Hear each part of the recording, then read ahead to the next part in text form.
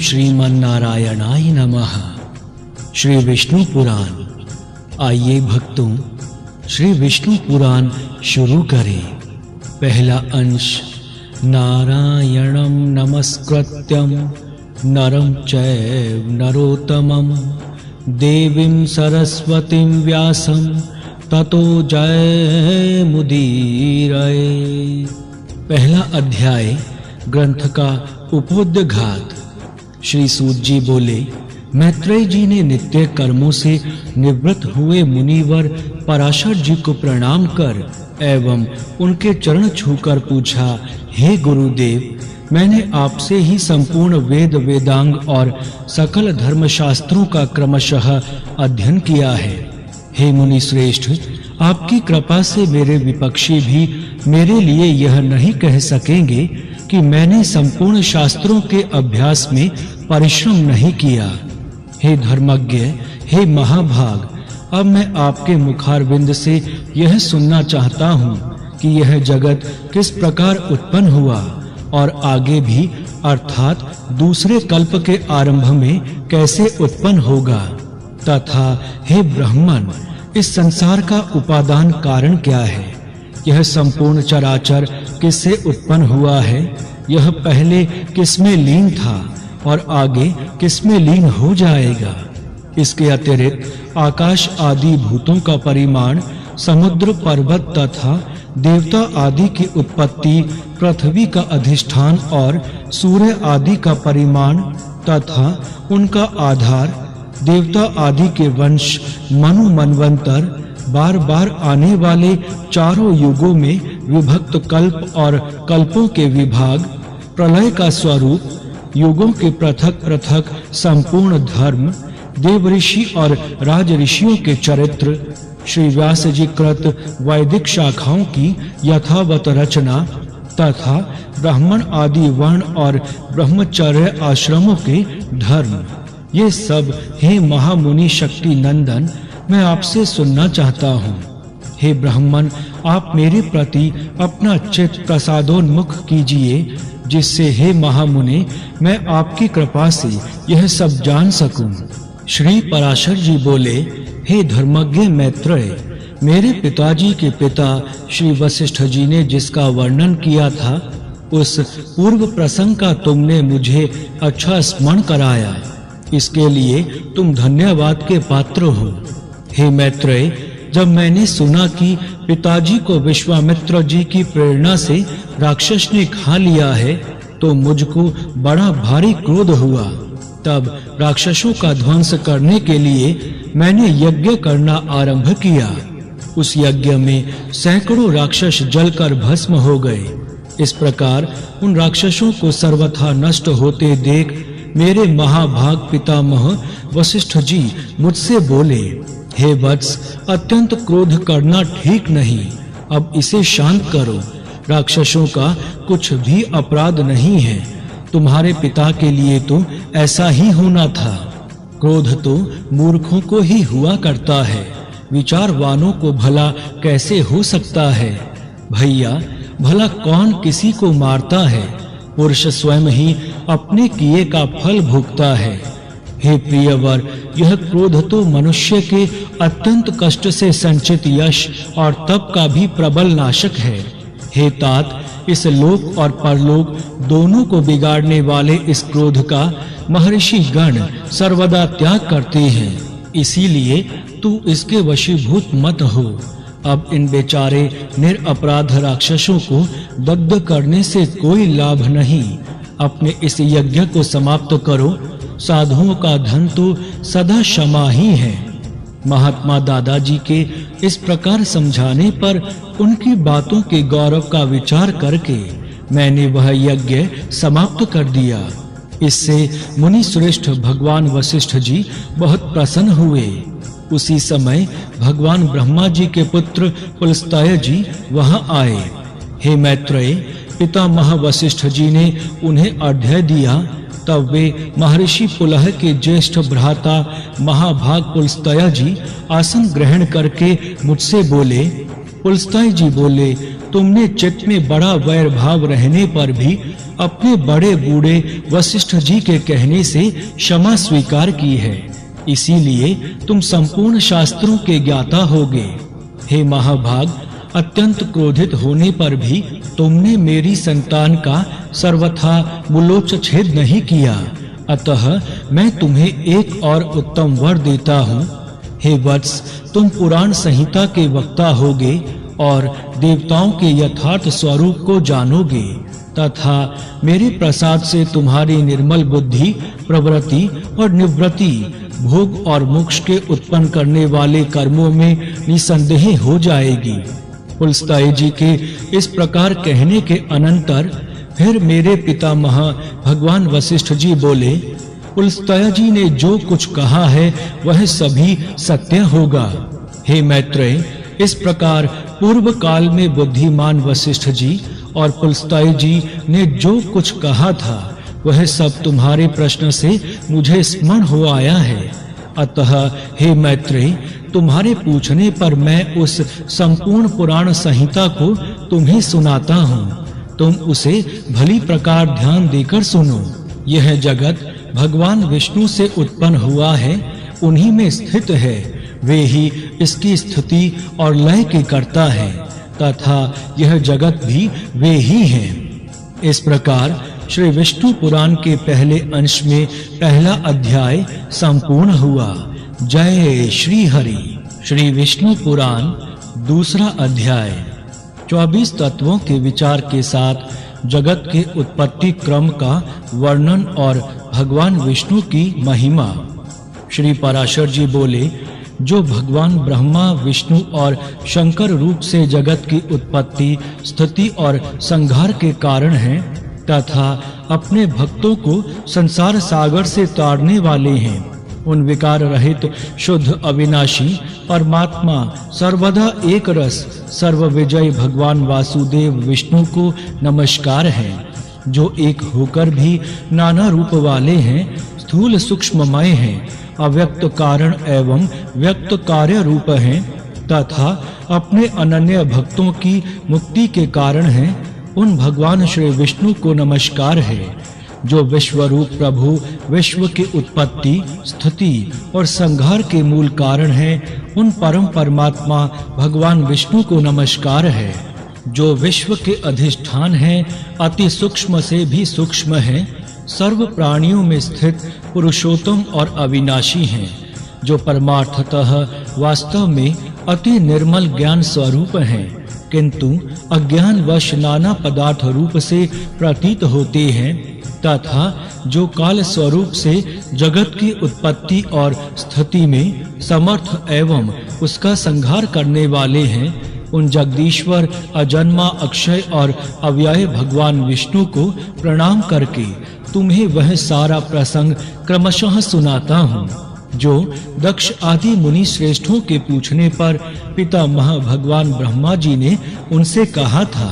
वह प्रसंग दक्ष आदि मुनियों ने नर्मदा तट पर राजा पुरुकुत्स को सुनाया था तथा राजा पुरुकुत्स ने सारस्वत से और सारस्वत ने मुझसे कहा था।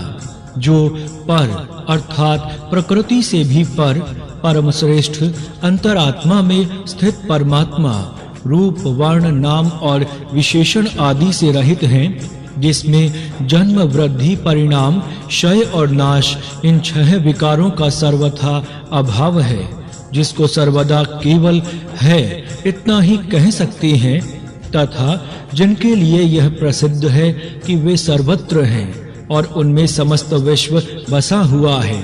इसीलिए ही विद्वान जिनको वासुदेव कहते हैं, वही नित्य, अजन्मा, अक्षय, अव्यय, एक रस और हाय गुणों के अभाव के कारण निर्मल पर ब्रह्म है।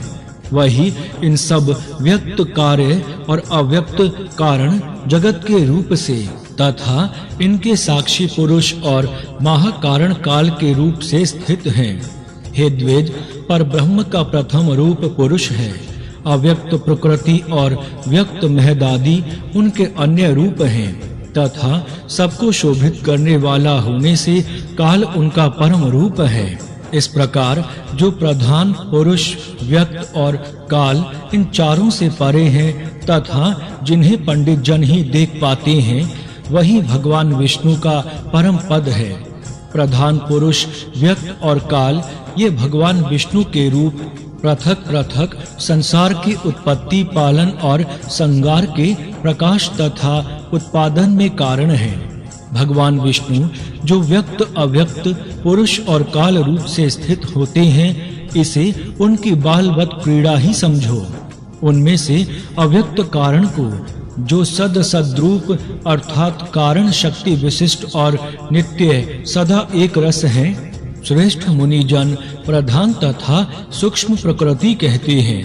वह क्षय रहित है, उसको कोई अन्य आधार भी नहीं है तथा अप्रमेय, अजर, निश्चल, शब्द, स्पर्श आदि शून्य और रूपादि रहित है। वह त्रिगुणमय और जगत का कारण है तथा स्वयं अनादि एवं उत्पत्ति और लय से रहित है। यह संपूर्ण प्रपंच प्रलय काल से लेकर सृष्टि के आदि तक उसी से व्याप्त था। हे विद्वान, श्रुति के मर्म को जानने वाले श्रुति परायण ब्रह्मवेता महात्मा गण इसी अर्थ को लक्ष्य करके प्रधान के प्रतिपादक इस निम्नलिखित श्लोक को कहा करते हैं। उस समय प्रलय काल में ना दिन था, ना रात्रि थी, ना आकाश था, ना पृथ्वी थी, ना अंधकार था, ना प्रकाश था और ना इनके अतिरिक्त कुछ और ही था। बस श्रोत्रादि इंद्रियों और बुद्धि आदि का अविषय एक प्रधान ब्रह्म और पुरुष ही था। हे विप्र, भगवान विष्णु के परम उपाधि रहित स्वरूप से प्रधान और पुरुष ये दो रूप हुए। उन्हीं भगवान विष्णु के जिन अन्य रूप के द्वारा वे दोनों सृष्टि और प्रलय काल में संयुक्त और व्युक्त होते हैं, उस रूपांतर का ही नाम काल है। बीते हुए प्रलय काल में यह व्यक्त प्रपंच प्रकृति में लीन था, इसीलिए प्रपंच के इस प्रलय को प्राकृत प्रलय कहते हैं। हे द्विज, काल रूप भगवान अनादि हैं, इनका अंत नहीं है, इसीलिए संसार की उत्पत्ति, स्थिति और प्रलय भी कभी नहीं रुकते। वे प्रवाह रूप से निरंतर होते रहते हैं। हे मैत्रेय, प्रलय काल में प्रधान प्रकृति के साम्यावस्था में स्थित हो जाने पर और पुरुष की प्रकृति से पृथक स्थित हो जाने पर भगवान विष्णु का काल रूप इन दोनों को धारण करने के लिए प्रवृत्त होता है। तदंतर सर्ग काल उपस्थित होने पर उन पर ब्रह्म परमात्मा विश्वरूप सर्वव्यापी सर्वभूतेश्वर सर्वात्मा परमेश्वर ने अपनी इच्छा से विकारी प्रधान और अविकारी पुरुष में प्रविष्ट होकर उनको शोभित किया। जिस प्रकार क्रियाशील ना होने पर भी गंध अपनी सनिधि मात्र से ही मन को शोभित कर देता है, उसी प्रकार परमेश्वर अपनी सन्निधि मात्र से ही प्रधान और पुरुष को प्रेरित करते हैं।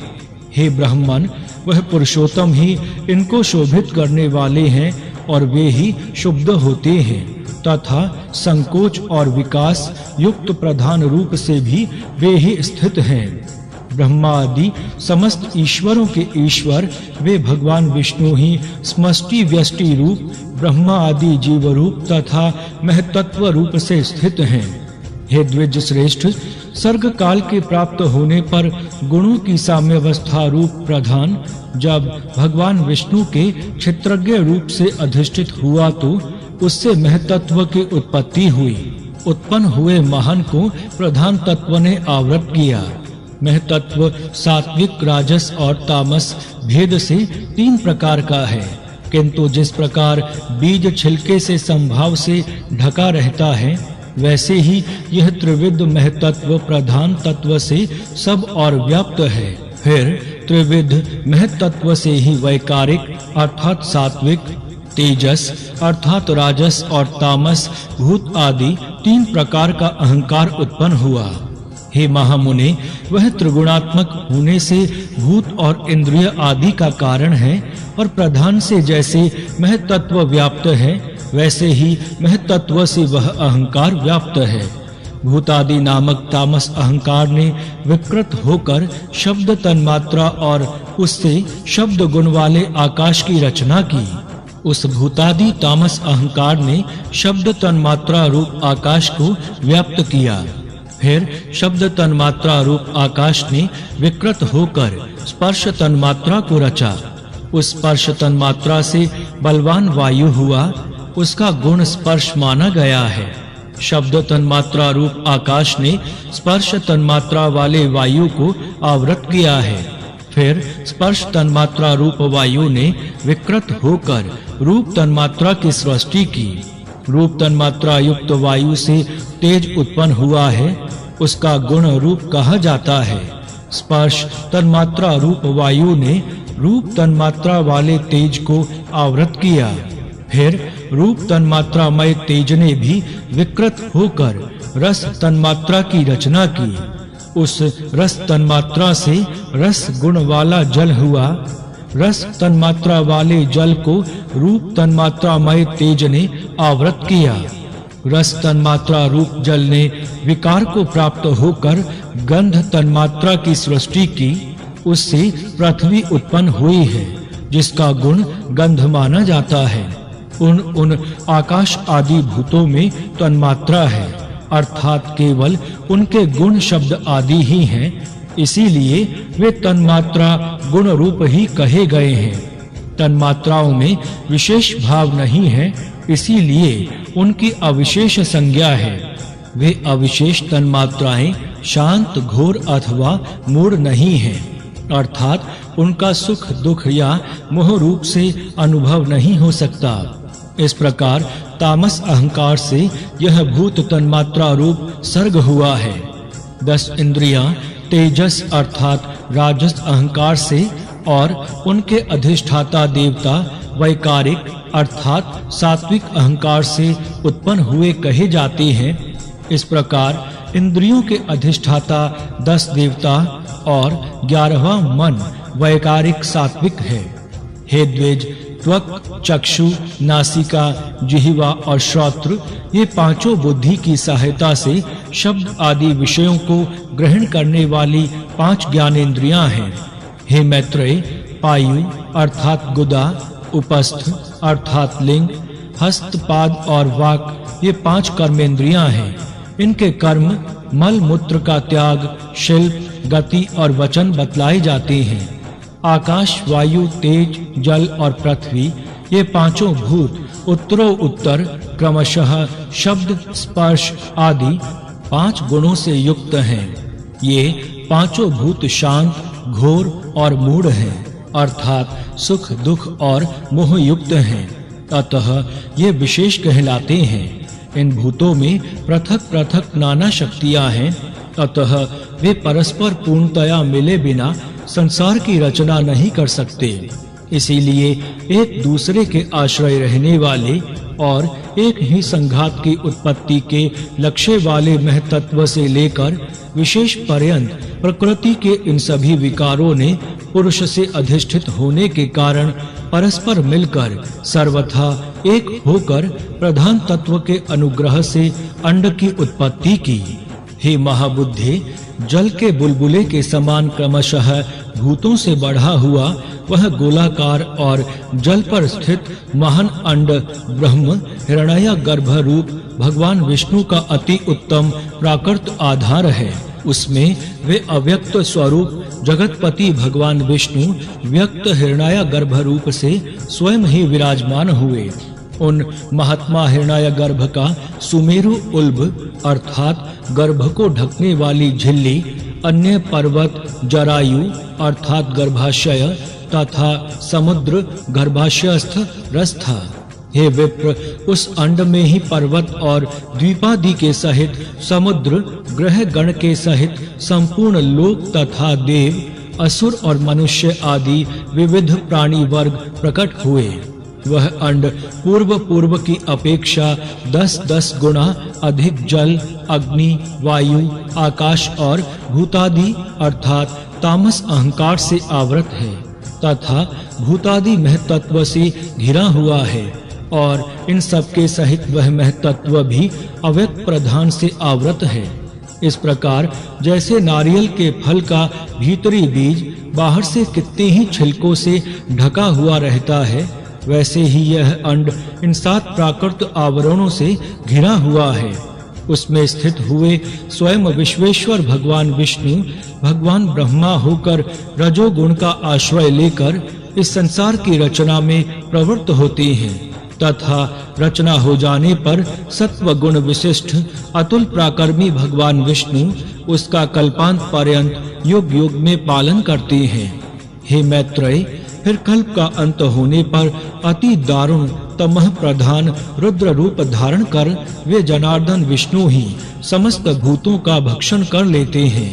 इस प्रकार समस्त भूतों का भक्षण कर संसार को जलमय करके वे परमेश्वर शेष शैया पर शयन करते हैं।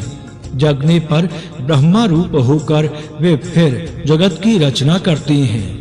वह एक ही भगवान जनार्दन जगत की सृष्टि स्थिति और संहार के लिए भगवान ब्रह्मा विष्णु और शिव इन 3 संज्ञाओं को धारण करते हैं।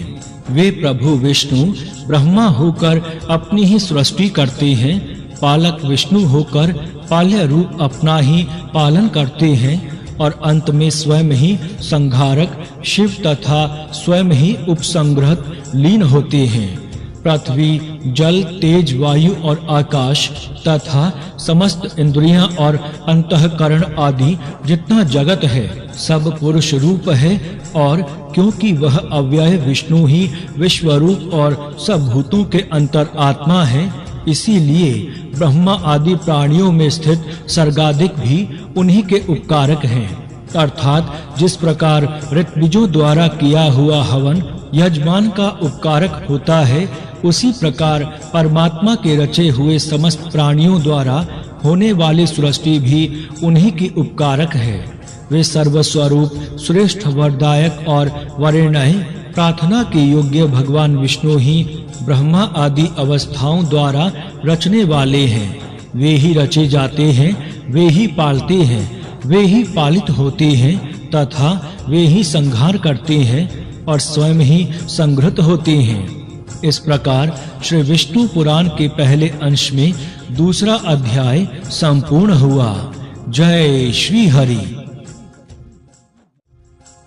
श्री विष्णु पुराण तीसरा अध्याय भगवान ब्रह्मा आदि की आयु और काल का स्वरूप। श्री मैत्रेय जी बोले, हे भगवान, जो ब्रह्म निर्गुण अप्रमेय शुद्ध और निर्मल आत्मा है, उनका सर्गादि का कर्ता होना कैसे सिद्ध हो सकता है।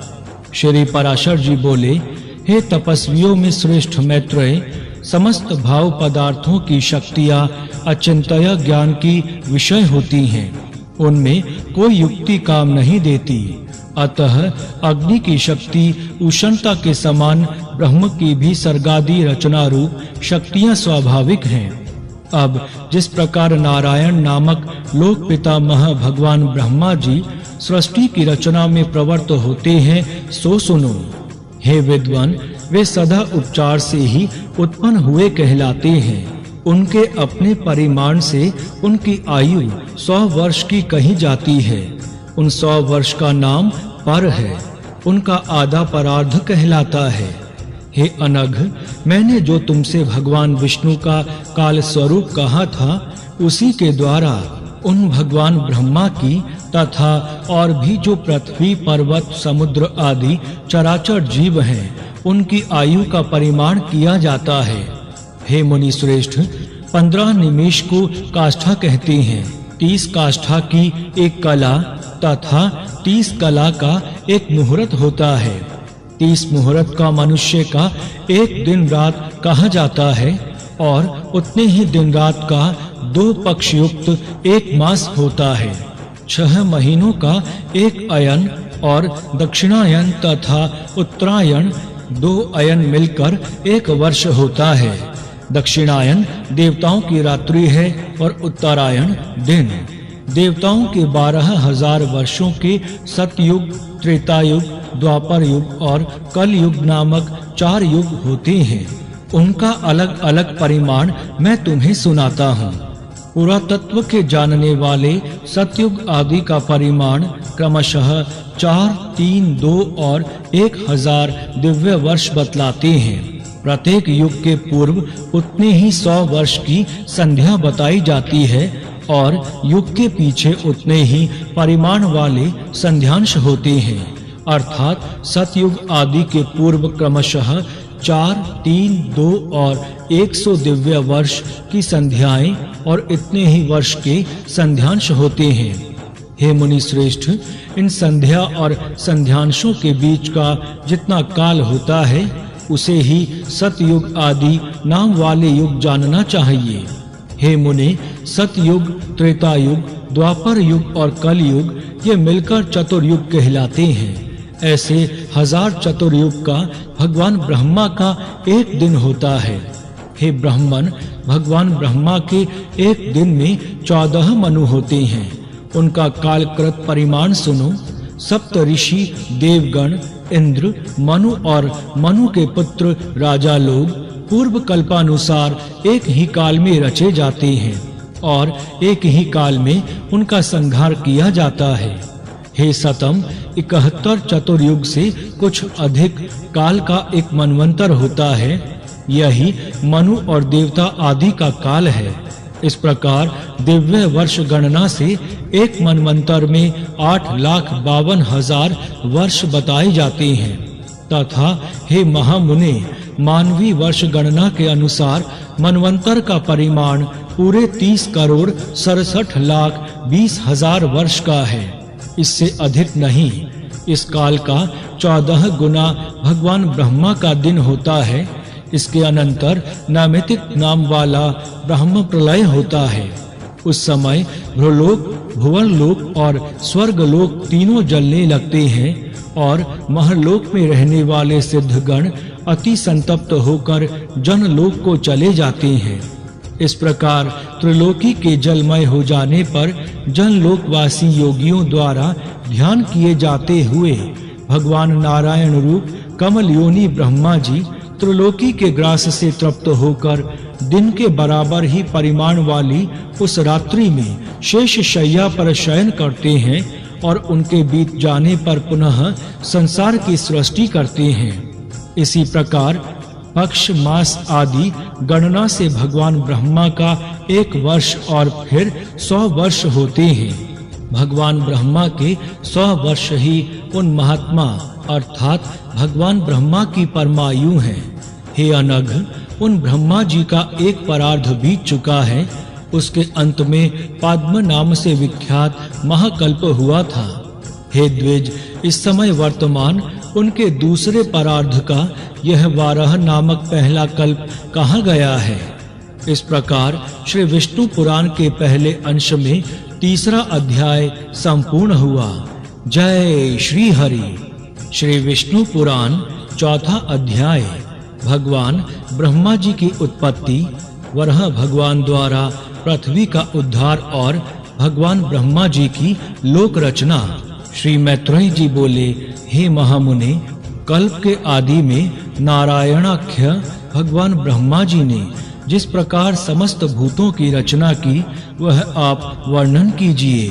श्री पराशर जी बोले, प्रजापतियों के स्वामी नारायण स्वरूप भगवान ब्रह्मा जी ने जिस प्रकार प्रजा की सृष्टि की थी वह मुझसे सुनो। पिछले कल्प का अंत होने पर रात्रि में सोकर उठने पर सत्व गुण के उद्रेक से युक्त भगवान ब्रह्मा जी ने संपूर्ण लोकों को शून्यमय देखा। वे भगवान नारायण पर हैं, अचिंत्य हैं। भगवान ब्रह्मा शिव आदि ईश्वरों के भी ईश्वर हैं, ब्रह्म स्वरूप हैं, अनादि हैं और सबकी उत्पत्ति के स्थान हैं। मनु आदि स्मृतिकार उन ब्रह्म स्वरूप श्री नारायण देव के विषय में जो इस जगत की उत्पत्ति और लय के स्थान हैं यह श्लोक कहते हैं। नर अर्थात पुरुष भगवान पुरुषोत्तम से उत्पन्न होने के कारण जल को नार कहते हैं। वह नार जल ही उनका प्रथम अयन निवास स्थान है, इसीलिए भगवान को नारायण कहा गया है। संपूर्ण जगत जलमय हो रहा था, इसीलिए प्रजापति भगवान ब्रह्मा जी ने अनुमान से पृथ्वी को जल के भीतर जान उसे बाहर निकालने की इच्छा से एक दूसरा शरीर धारण किया। उन्होंने पूर्व कल्पों के आदि में जैसे मत्स्य, कूर्म आदि रूप धारण किए थे, वैसे ही इस वाराह कल्प के आरंभ में वेद यज्ञमय वाराह शरीर ग्रहण किया और संपूर्ण जगत की स्थिति में तत्पर हो सबके अंतर आत्मा और अविचल रूप वे परमात्मा प्रजापति ब्रह्मा जी, जो पृथ्वी को धारण करने वाले और अपने ही आश्रय से स्थित हैं, जन लोक स्थित सनकादि सिद्धेश्वरों से स्तुति किए जाते हुए जल में प्रविष्ट हुए। तब उन्हें पाताल लोक में आए देखकर देवी वसुंधरा अति भक्ति विनम्र हो उनकी स्तुति करने लगी। माता पृथ्वी बोली, हे शंख चक्र गदा पद्म धारण करने वाले कमल नयन भगवान, आपको नमस्कार है। आज आप इस पाताल तल से मेरा उद्धार कीजिए। पूर्व काल में आप ही से मैं उत्पन्न हुई थी। हे जनार्दन, पहले भी आप ही ने मेरा उद्धार किया था। और हे प्रभु, मेरे तथा आकाश आदि अन्य सब भूतों के भी आप ही उपादान कारण हैं। हे परमात्मा स्वरूप, आपको नमस्कार है। हे पुरुषात्मन, आपको नमस्कार है। हे प्रधान कारण और व्यक्त कार्य रूप, आपको नमस्कार है। हे काल स्वरूप, आपको बारंबार नमस्कार है। हे प्रभु, जगत की सृष्टि आदि के लिए भगवान ब्रह्मा विष्णु और रुद्र रूप धारण करने वाले आप ही संपूर्ण भूतों की उत्पत्ति, पालन और नाश करने वाले हैं। और जगत के एकार्ण व रूप जलमय हो जाने पर हे गोविंद, सबको भक्षण कर अंत में आप ही मनीषी जनों द्वारा चिंतित होते हुए जल में शयन करते हैं। हे प्रभु, आपका जो परतत्व है उसे तो कोई भी नहीं जानता। अतः आपका जो रूप अवतारों में प्रकट होता है उसी की देवगण पूजा करते हैं। आप परब्रह्म की ही आराधना करके मुमुक्षु जन मुक्त होते हैं। भला वासुदेव की आराधना किए बिना कौन मोक्ष प्राप्त कर सकता है? मन से जो कुछ ग्रहण संकल्प किया जाता है, चक्षु आदि इंद्रियों से जो कुछ ग्रहण विषय करने योग्य है, बुद्धि द्वारा जो कुछ विचारणीय है, वह सब आप ही का रूप है। हे प्रभु, मैं आप ही का रूप हूँ, आप ही के आश्रित हूँ और आप ही के द्वारा रची गई हूँ तथा आप ही की शरण में हूँ। इसीलिए लोक में मुझे माधवी भी कहते हैं। हे संपूर्ण ज्ञानमय, हे स्थूलमय, हे अव्यय, आपकी जय हो। हे अनंत, हे अव्यक्त, हे व्यक्तमय प्रभु, आपकी जय हो। हे परापर स्वरूप, हे विश्वात्मन, हे यज्ञपति, हे अनघ, आपकी जय हो। हे प्रभु, आप ही यज्ञ हैं, आप ही वषटकार हैं, आप ही ओंकार हैं और आप ही अग्नियां हैं। हे हरे, आप ही वेद वेदांग और यज्ञ पुरुष हैं तथा सूर्य आदि ग्रह तारे नक्षत्र और संपूर्ण जगत भी आप ही हैं। हे पुरुषोत्तम, हे परमेश्वर, मूर्त अमूर्त, दृश्य अदृश्य तथा जो कुछ मैंने कहा है और जो नहीं कहा वह सब आप ही हैं। अतः आपको नमस्कार है, बारंबार नमस्कार है।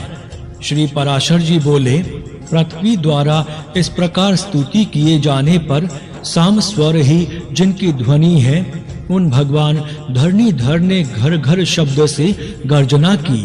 फिर विकसित कमल के समान नेत्रों वाले उन महावराह ने अपने दाढ़ों से पृथ्वी को उठा लिया और वे कमल दल के समान श्याम तथा नीलांचल के सदर्श विशाल काय भगवान रसातल से बाहर निकले।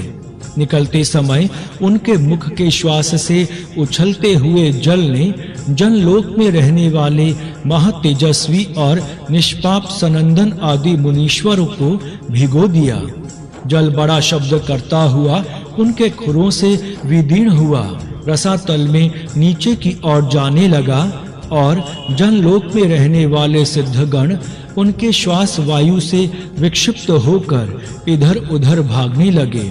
जिनकी कुक्षी जल में भीगी हुई है, वे महावराह जिस समय अपने वेदमय शरीर को कंपाते हुए पृथ्वी को लेकर बाहर निकले, उस समय उनकी रोमावली में स्थित मुनि जन स्तुति करने लगे। उन निशंक और उन्नत दृष्टि वाले धराधर भगवान की जनलोक में रहने वाले सनंदन आदि योगीश्वरों ने प्रसन्न चित्त से अति नम्रता पूर्वक सिर झुकाकर इस प्रकार स्तुति की। हे ब्रह्मा आदि ईश्वरों के भी परम ईश्वर, हे केशव, हे शंख गदाधर, हे खड्ग चक्रधारी प्रभु, आपकी जय हो। आप ही संसार की उत्पत्ति, स्थिति और नाश के कारण हैं तथा आप ही ईश्वर हैं, और जिसे परम पद कहते हैं वह भी आपसे अतिरिक्त और कुछ नहीं है। हे यूप रूपी दाढ़ों वाले प्रभु, आप ही यज्ञ रूप हैं। आपके चरणों में चारों वेद हैं, दांतों में यज्ञ हैं, मुख में शयन चित आदि चित्तियां हैं, हुताशन यज्ञ आदि आपकी जिह्वा हैं तथा कुशाएं रोमावली हैं। हे महात्मन, रात और दिन आपके नेत्र हैं तथा सबका आधारभूत पर ब्रह्म आपका सिर है। हे देव, वैष्णव आदि समस्त सूक्त आपके सटा कलाप स्कंध के रोम गुच्छ हैं और समग्र हवि आपके प्राण हैं। हे प्रभु, स्तुक आपका तुंड थुथुनी है, साम स्वर धीर गंभीर शब्द है, प्रागवंश यजमान ग्रह शरीर है तथा सत्र शरीर की संधियां हैं। हे देव, श्रोत्र और पुर्त स्मार्त धर्म आपके कान हैं। हे नित्य स्वरूप भगवान, प्रसन्न होइए। हे अक्षर, हे विश्वमूर्ते, अपने पाद प्रहार से भूमंडल को व्याप्त करने वाले आपको हम विश्व के आदि कारण समझते हैं। आप संपूर्ण चराचर जगत के परमेश्वर और नाथ हैं, अतः प्रसन्न होइए। हे नाथ, आपकी दाढ़ों पर रखा हुआ यह संपूर्ण भूमंडल ऐसा प्रतीत होता है मानो कमलवन को रौंदते हुए गजराज के दांतों से कोई कीचड़ में सना हुआ कमल का पत्ता लगा हो। हे अनुपम प्रभावशाली प्रभु, पृथ्वी और आकाश के बीच में जितना अंतर है वह आपके शरीर से ही व्याप्त है। हे विश्व को व्याप्त करने में समर्थ तेज युक्त प्रभु, आप विश्व का कल्याण कीजिए। हे जगतपते, परमार्थ अर्थात सत्य वस्तु तो एकमात्र आप ही हैं, आपके अतिरिक्त और कोई भी नहीं है। यह आपकी ही महिमा माया है जिससे यह संपूर्ण चराचर जगत व्याप्त है। यह जो कुछ भी मूर्तिमान जगत दिखाई देता है, ज्ञान स्वरूप आप ही का रूप है। अजितेंद्रिय लोग ब्रह्म से इसे जगत रूप देखते हैं। इस संपूर्ण ज्ञान स्वरूप जगत की बुद्धिहीन लोग अर्थ रूप देखते हैं। अतः वे निरंतर मोहमय संसार सागर में भटका करते हैं। हे परमेश्वर, जो लोग शुद्ध चित्त और विज्ञानवेता हैं, वे इस संपूर्ण संसार को आपका ज्ञानात्मक स्वरूप ही देखते हैं। हे सर्व, हे सर्वात्मन, प्रसन्न होइए। हे अप्रमयात्मन, हे कमल नयन, संसार के निवास के लिए पृथ्वी का उद्धार करके हमको शांति प्रदान कीजिए। हे भगवान, हे गोविंद, इस समय आप सत्व प्रधान हैं, अतः हे ईश, जगत के उद्भव के लिए आप इस पृथ्वी का उद्धार कीजिए, और हे कमल नयन, हमको शांति प्रदान कीजिए। आपके द्वारा यह सर्ग की प्रवृत्ति संस्कार का। हे भगवान, हे गोविंद, इस समय आप सत्व प्रधान हैं, अतः हे ईश, जगत के उद्भव के लिए आप इस पृथ्वी का उद्धार कीजिए, और हे कमल नयन, हमको शांति प्रदान कीजिए। आपके द्वारा यह सर्ग की प्रवृत्ति संसार का उपकार करने वाली हो। हे कमल नयन, आपको नमस्कार है, आप हमको शांति प्रदान कीजिए। श्री पराशर जी बोले, इस प्रकार स्तुति किए जाने पर पृथ्वी को धारण करने वाले परमात्मा वराह जी ने उसे शीघ्र ही उठाकर अपार जल के ऊपर स्थापित कर दिया। उस जल समूह के ऊपर वह एक बहुत बड़ी नौका के समान स्थित हैं और बहुत विस्तृत आकार होने के कारण उसमें डूबती नहीं है। फिर उन अनादि परमेश्वर ने पृथ्वी को समतल कर उस पर जहां-तहां पर्वतों को विभाग करके स्थापित कर दिया। सत्य संकल्प भगवान ने अपने अमोघ प्रभाव से पूर्व कल्प के अंत में दग्ध हुए समस्त पर्वतों को पृथ्वी तल पर यथास्थान रच दिया। तदंतर उन्होंने सप्तद्वीप आदि क्रम से पृथ्वी का यथा योग्य विभाग कर भ्रूलोक आदि चारों लोकों की पूर्ववत कल्पना कर दी। फिर उन भगवान हरि ने रजोगुण से युक्त हो चतुर्मुखधारी भगवान ब्रह्मा रूप धारण कर सृष्टि की रचना की। सृष्टि की रचना में भगवान तो केवल निमित्त मात्र ही हैं, क्योंकि उनकी प्रधान कारण तो सृजय पदार्थों की शक्तियां ही हैं।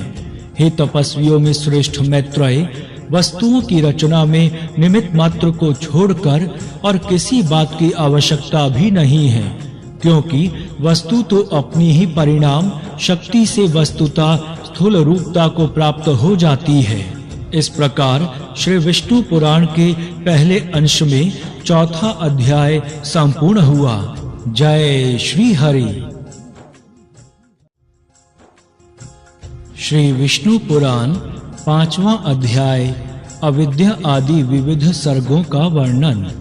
श्री मैत्रेय जी बोले, हे द्विजराज, सर्ग के आदि में भगवान ब्रह्मा जी ने पृथ्वी, आकाश और जल आदि में रहने वाले देव, ऋषि, पितृगण, दानव, मनुष्य, तिर्यक और वृक्ष आदि को जिस प्रकार रचा था तथा जैसे गुण, स्वभाव और रूप वाले जगत की रचना की, वह सब आप मुझसे कहिए। श्री पराशर जी बोले, हे मैत्रेय, भगवान विभु ने जिस प्रकार इस सर्ग की रचना की, वह मैं तुमसे कहता हूँ, सावधान होकर सुनो। सर्ग के आदि में भगवान ब्रह्मा जी के पूर्ववत सृष्टि का चिंतन करने पर पहले अबुद्धि पूर्वक अर्थात पहल असावधानी हो जाने से तमोगुणी सृष्टि का आविर्भाव हुआ। उन महात्मा से प्रथम तम अर्थात अज्ञान, मोह, महामोह अर्थात भोगेच्छा, तामिस्त्र अर्थात क्रोध और अंधतामिस्त्र अर्थात अभिनिवेश नामक पंच पर्वा 5 प्रकार की अविद्या उत्पन्न हुई। उनके ध्यान करने पर ज्ञान शून्य बाहर भीतर से तमोमय और जड़ नागादि वृक्ष, गुल्म, लता, विरुत, तृण रूप 5 प्रकार का सर्ग हुआ। वराह जी द्वारा सर्वप्रथम स्थापित होने के कारण नागादि को मुख्य कहा गया है, इसीलिए यह सर्ग भी मुख्य सर्ग कहलाता है। उस सृष्टि को पुरुषार्थ की असाधिका देखकर उन्होंने फिर अन्य सर्ग के लिए ध्यान किया तो तिर्यक स्त्रोत सृष्टि उत्पन्न हुई। यह सर्ग वायु के समान तिरछा चलने वाला है, इसीलिए तिर्यक स्त्रोत कहलाता है। ये पशु पक्षी आदि नाम से प्रसिद्ध हैं और प्रायः तमोमय, अज्ञानी, विवेक रहित, अनुचित मार्ग का अवलंबन करने वाले और विपरीत ज्ञान को ही यथार्थ ज्ञान मानने वाले होते हैं। ये सब अहंकारी, अभिमानी, 28 वधों से युक्त, आंतरिक सुख आदि को ही पूर्णतया समझने वाले और परस्पर एक दूसरे की प्रवृत्ति को न जानने वाले होते हैं। उस सर्ग को भी पुरुषार्थ का असाधक समझ पुनः चिंतन करने पर एक और सर्ग हुआ। वह उद्धर्व स्तोत्र नामक तीसरा सात्विक सर्ग ऊपर के लोकों में रहने लगा। वे उद्धर्व स्तोत्र सृष्टि में उत्पन्न हुए प्राणी विषय सुख के प्रेमी, बाहरी और आंतरिक दृष्टि संपन्न तथा ब्राह्मी और आंतरिक ज्ञान युक्त थे। यह तीसरा देव सर्ग कहलाता है। इस सर्ग के प्रादुर्भूत होने से संतुष्ट चित्त भगवान ब्रह्मा जी को अति प्रसन्नता हुई। फिर इन मुख्य सर्ग आदि तीनों प्रकार की सृष्टियों में उत्पन्न हुए प्राणियों को पुरुषार्थ का असाधक जान उन्होंने एक और उत्तम साधक सर्ग के लिए चिंतन किया। उन सत्य संकल्प भगवान ब्रह्मा जी के इस प्रकार चिंतन करने पर अव्यक्त प्रकृति से पुरुषार्थ का साधक अर्वाक स्त्रोत नामक सर्ग प्रकट हुआ। इस सर्ग के प्राणी नीचे पृथ्वी पर रहते हैं, इसीलिए वे अर्वाक स्त्रोत कहलाते हैं। उनमें सत्व, रज और तम तीनों ही की अधिकता होती है, इसीलिए वे दुख बहुल, अत्यंत क्रियाशील एवं बाहरी आभ्यंतर ज्ञान से युक्त और साधक हैं। इस सर्ग के प्राणी मनुष्य हैं। हे मुनि श्रेष्ठ, इस प्रकार अब तक तुमसे 6 सर्ग कहे। उनमें महत्त्व को भगवान ब्रह्मा का पहला सर्ग जानना चाहिए। दूसरा सर्ग तन्मात्राओं का है, जिसे भूत सर्ग भी कहते हैं, और तीसरा वैकारिक सर्ग है, जो ऐन्द्रियक अर्थात इंद्रिय संबंधी कहलाता है। इस प्रकार बुद्धि पूर्वक उत्पन्न हुआ यह प्राकृत सर्ग हुआ। चौथा मुख्य सर्ग है। पर्वत, वृक्ष आदि स्थावर ही मुख्य सर्ग के अंतर्गत हैं। पांचवा जो तिर्यक स्त्रोत बतलाया उसे तिर्यक अर्थात कीट पतंग आदि योनि भी कहते हैं। फिर छठा सर्ग उद्धर्व स्त्रोताओं का है, जो देव सर्ग कहलाता है। उसके पश्चात 7वां सर्ग अर्वाक स्त्रोताओं का है, वह मनुष्य सर्ग है। 8वां अनुग्रह सर्ग है, वह सात्विक और तामसिक है। ये 5 व्यकृत अर्थात विकारी सर्ग हैं और पहले 3 प्राकृत सर्ग कहलाते हैं। 9वां कौमार सर्ग है, जो प्राकृत और वैकृत भी है। इस प्रकार सृष्टि रचना में प्रवृत्त हुए जगदीश्वर प्रजापति के प्राकृत और वैकृत नामक ये जगत के मूलभूत 9 सर्ग तुम्हें सुनाए। अब और क्या सुनना चाहते हो? श्री मैत्रेय जी बोले, हे मुने, आपने इन देवादिकों के सर्गों का संक्षेप से वर्णन किया। अब हे मुनि श्रेष्ठ, मैं इन्हें आपके मुखारविंद से विस्तार पूर्वक सुनना चाहता हूँ। श्री पराशर जी बोले, हे मैत्रेय, संपूर्ण प्रजा अपने पूर्व शुभाशुभ कर्मों से युक्त है, अतः प्रलय काल में सबका लय होने पर भी वह उनके संस्कारों से मुक्त नहीं होती।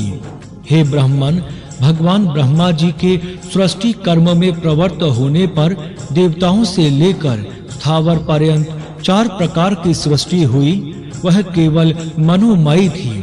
फिर देवता, असुर, पितृगण और मनुष्य, इन चारों की तथा जल की सृष्टि करने की इच्छा से उन्होंने अपने शरीर का उपयोग किया।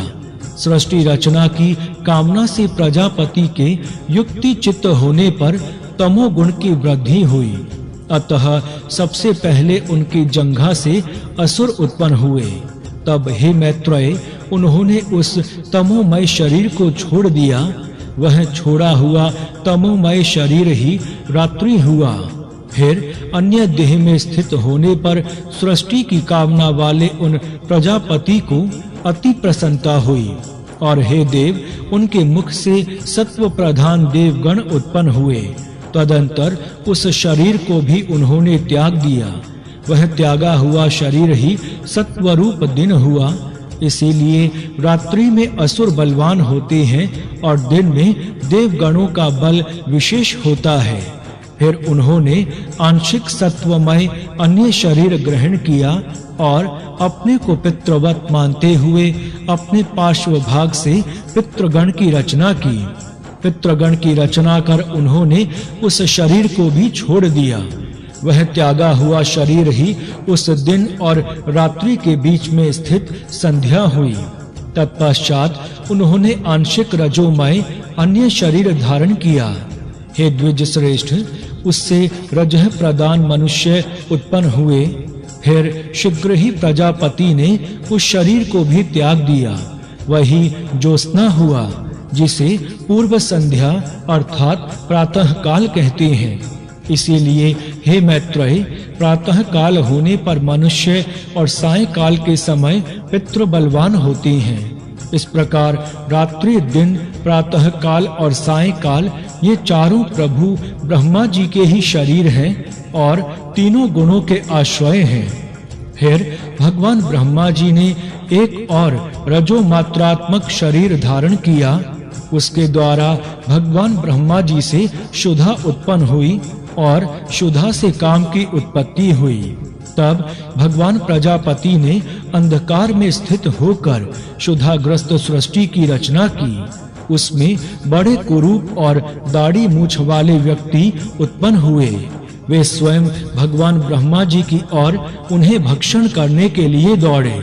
उनमें से जिन्होंने यह कहा कि ऐसा मत करो, इनकी रक्षा करो, वे राक्षस कहलाए, और जिन्होंने कहा हम खाएंगे, वे खाने की वासना वाले होने से यक्ष कहे गए। उनके इस अनिष्ट प्रवृत्ति को देखकर भगवान ब्रह्मा जी के केश सिर से गिर गए और फिर पुनः उनके मस्तक पर आरूढ़ हुए। इस प्रकार ऊपर चढ़ने के कारण वे सर्प कहलाए और नीचे गिरने के कारण अहि कहे गए। तदंतर जगत रचयिता भगवान ब्रह्मा जी ने क्रोधित होकर क्रोधयुक्त प्राणियों की रचना की। वे कपीश अर्थात कालापन लिए हुए पीले वर्ण के अति उग्र स्वभाव वाले तथा मांसाहारी हुए। फिर गान करते समय उनके शरीर से तुरंत ही गंधर्व उत्पन्न हुए। हे द्विज, वे वाणी का उच्चारण करते अर्थात बोलते हुए उत्पन्न हुए थे, इसीलिए गंधर्व कहा। इन सब की रचना करके भगवान ब्रह्मा जी ने पक्षियों को उनके पूर्व कर्मों से प्रेरित होकर स्वच्छंदता पूर्वक अपनी आयु से रचा। तदंतर अपने वक्षः स्थल से भेड़, मुख से बकरी, उदर और पार्श्व भाग से गौ, पैरों से घोड़े, हाथी, गधे, वन गाय, मृग, ऊंट, खच्चर और न्यंकु आदि पशुओं की रचना की। उनके रोमों से फल मूल रूप औषधियां उत्पन्न हुई। हे द्विजोतम, कल्प के आरंभ में ही भगवान ब्रह्मा जी ने पशु और औषधि आदि की रचना करके फिर त्रेता युग के आरंभ में उन्हें यज्ञादि कर्मों में सम्मिलित किया। गौ, बकरी, पुरुष, भेड़, घोड़े, खच्चर और गधे ये सब गांव में रहने वाले पशु हैं। जंगली पशु ये हैं श्वापद अर्थात व्याघ्र आदि, दो खुर वाले अर्थात वन गाय आदि, हाथी, बंदर और पांचवें पक्षी, छठे जल के जीव तथा सातवें सरीसृप आदि।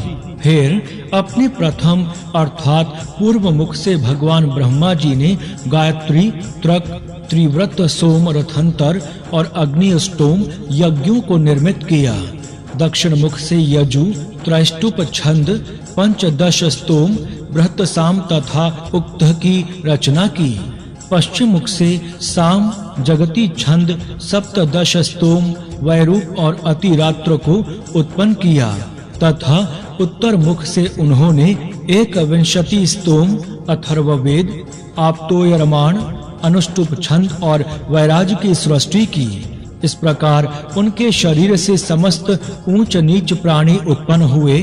उन आदि कर्ता प्रजापति भगवान ब्रह्मा जी ने देव, असुर, पितृगण और मनुष्यों की सृष्टि कर तदंतर कल्प का आरंभ होने पर फिर यक्ष, पिशाच, गंधर्व, अप्सरागण, मनुष्य, किन्नर, राक्षस, पशु, पक्षी, मृग और सर्प आदि संपूर्ण नित्य एवं अनित्य स्थावर जंगम जगत की रचना की।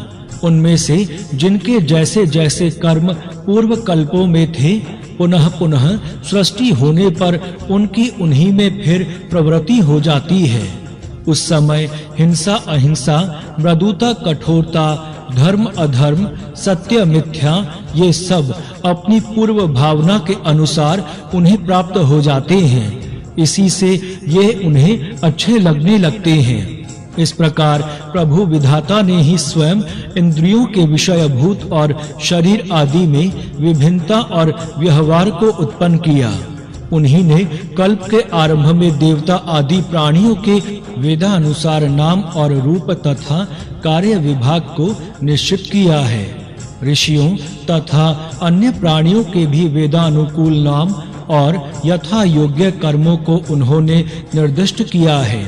जिस प्रकार भिन्न भिन्न ऋतुओं के पुनः पुनः आने पर उनके चिन्ह और नाम रूप आदि पूर्ववत रहते हैं, उसी प्रकार युगादि में भी उनके पूर्व भाव ही देखे जाते हैं।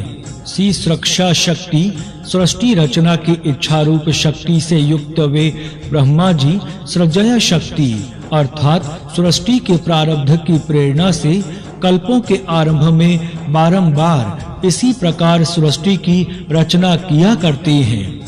इस प्रकार श्री विष्णु पुराण के पहले अंश में 5वां अध्याय संपूर्ण हुआ। जय श्री हरि।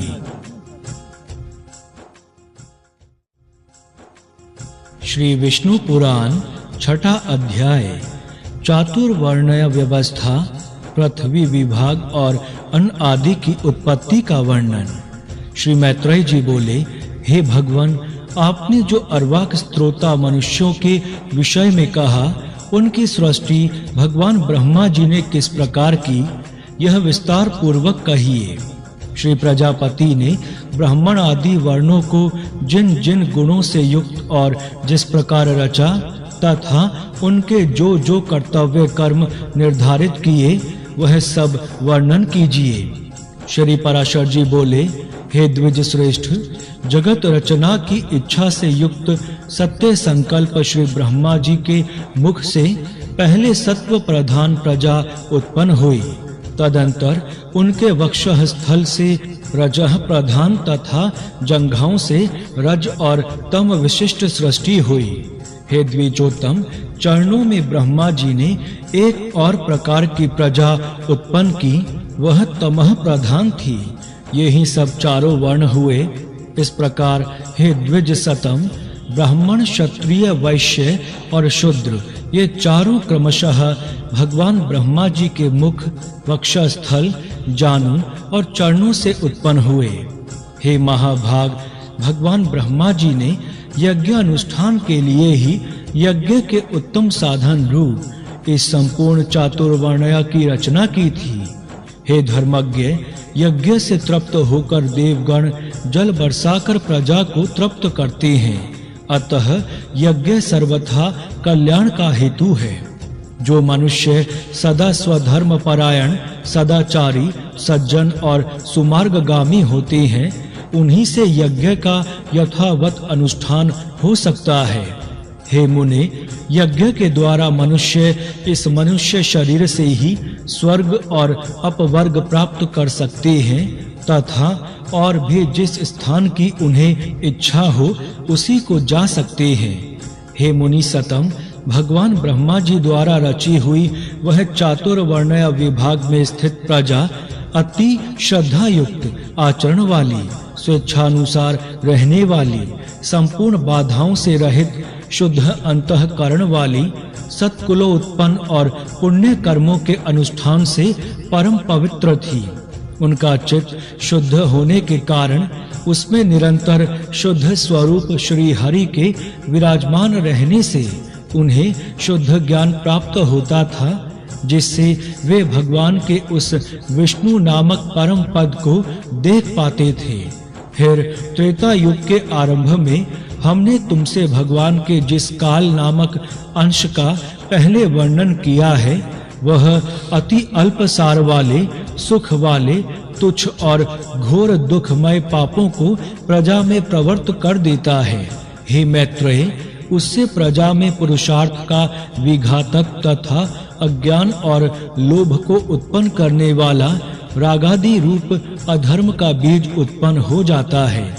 तभी से उसे वह विष्णु पद प्राप्ति रूप स्वाभाविक सिद्धि और रसोल्लास आदि अन्य अष्ट सिद्धियां नहीं मिलती।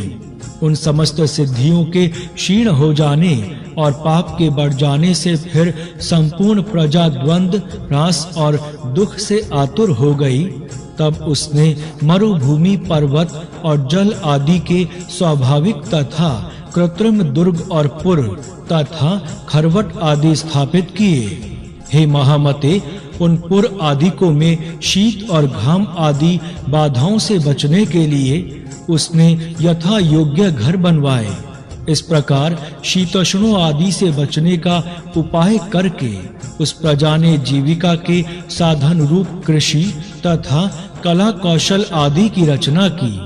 हे मुने, धान, जौ, गेहूं, छोटे धान्य, तिल, कांगनी, ज्वार, कोदो, छोटी मटर, उड़द, मूंग, मसूर, बड़ी मटर, कुलथी, राई, चना और सन, ये 17 ग्राम्य औषधियों की जातियां हैं।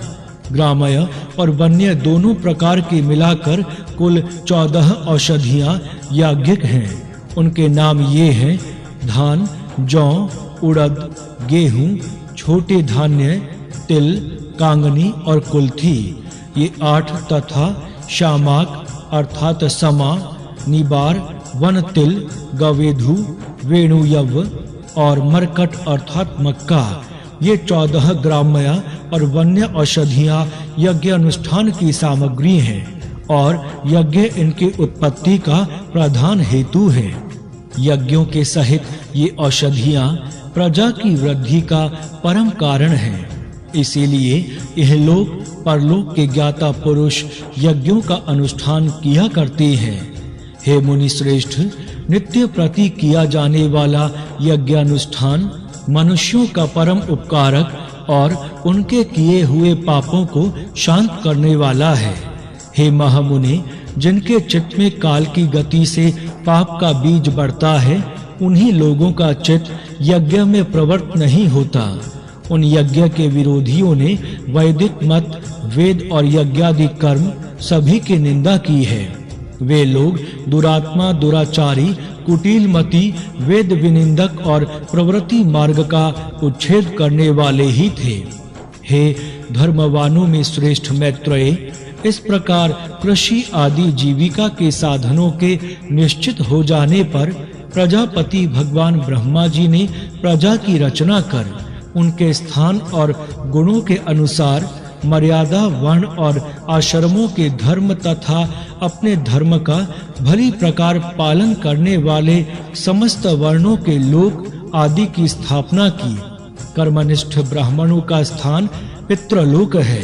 युद्ध क्षेत्र से कभी न हटने वाले क्षत्रियों का इंद्रलोक है तथा अपने धर्म का पालन करने वाले वैश्यों का वायुलोक और सेवा धर्म परायण शूद्रों का गंधर्व लोक है।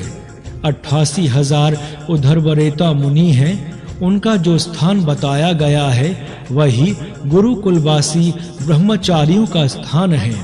इसी प्रकार वनवासी वानप्रस्थों का स्थान सप्तऋषि लोक, गृहस्थों का पितृलोक और सन्यासियों का ब्रह्मलोक है तथा आत्मानुभव से तृप्त योगियों का स्थान अमर पद मोक्ष है। जो निरंतर एकांत सेवी और ब्रह्मचिंतन में मग्न रहने वाले योगी जन हैं, उनका जो परम स्थान है उसे पंडित जन ही देख पाते हैं। चंद्र और सूर्य आदि ग्रह भी अपने अपने लोकों में जाकर फिर लौट आते हैं, किंतु द्वादशाक्षर मंत्र ओम नमो भगवते वासुदेवाय का चिंतन करने वाले अभी तक मोक्ष पद से नहीं लौटे। तामिस्त्र, अंधतामिस्त्र, महारौरव, रौरव, असीपत्रवन, घोर कालसूत्र और अविचिक आदि जो नरक हैं, वे वेदों की निंदा और यज्ञों का उच्छेद करने वाले तथा स्वधर्म विमुख पुरुषों के स्थान कहे गए हैं। इस प्रकार श्री विष्णु पुराण के पहले अंश में 6वां अध्याय संपूर्ण हुआ। जय श्री हरि। श्री विष्णु पुराण 7वां अध्याय। मरीचि आदि प्रजापति गण, तामसिक सर्ग, स्वयंभुव मनु और शतरूपा तथा उनकी संतान का वर्णन। श्री पराशर जी बोले, फिर उन प्रजापति के ध्यान करने पर उनके देह स्वरूप भूतों से उत्पन्न हुए शरीर और इंद्रियों के सहित मानस प्रजा उत्पन्न हुई। उस समय मतिमान ब्रह्मा जी के जड़ शरीर से ही चेतन जीवों का प्रादुर्भाव हुआ। मैंने पहले जिनका वर्णन किया है, देवताओं से लेकर स्थावर पर्यंत वे सभी त्रिगुणात्मक चर और अचर जीव इसी प्रकार उत्पन्न हुए।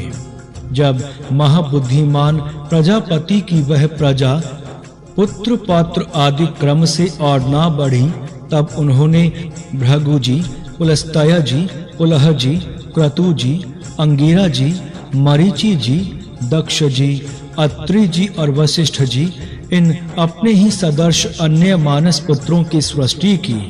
पुराणों में ये 9 ब्रह्मा भी माने गए हैं।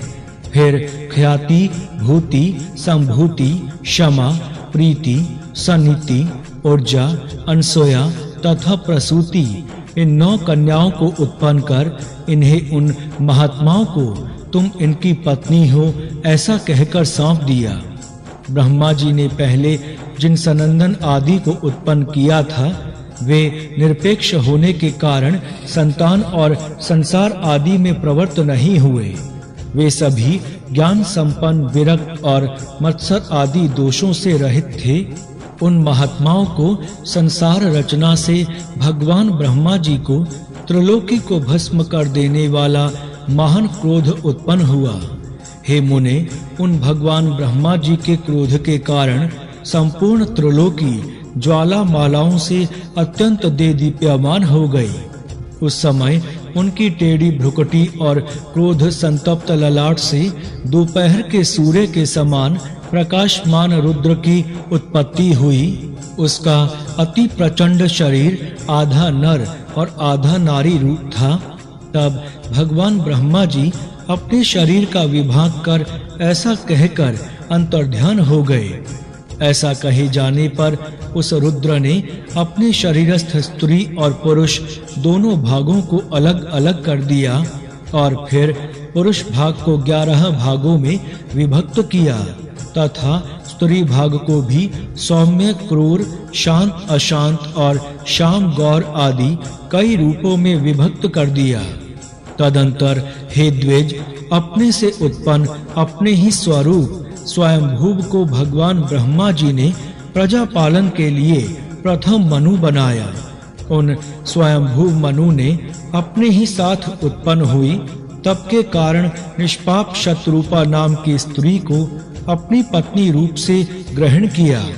हे धर्मज्ञ, स्वयंभुव मनु से शत्रुपा देवी ने प्रियव्रत और उतानपाद नामक 2 पुत्र तथा उदार रूप और गुणों से संपन्न प्रसूति और आकुति नाम की 2 कन्याएं उत्पन्न की।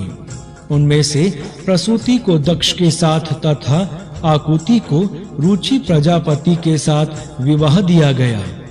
हे महाभाग, रुचि प्रजापति ने उन्हें ग्रहण कर लिया। तब उन दंपति के यज्ञ और दक्षिणा ये युगल जुड़वा संतान उत्पन्न हुई।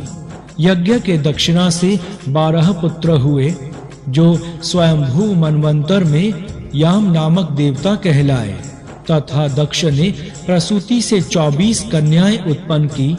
मुझसे उनके शुभ नाम सुनो। श्री श्रद्धा, श्री लक्ष्मी, श्री धृति, श्री तुष्टि, श्री मेधा, श्री पुष्टि, श्री क्रिया, श्री बुद्धि, श्री लज्जा, श्री वपु, श्री शांति, श्री सिद्धि और 13वीं श्री कीर्ति।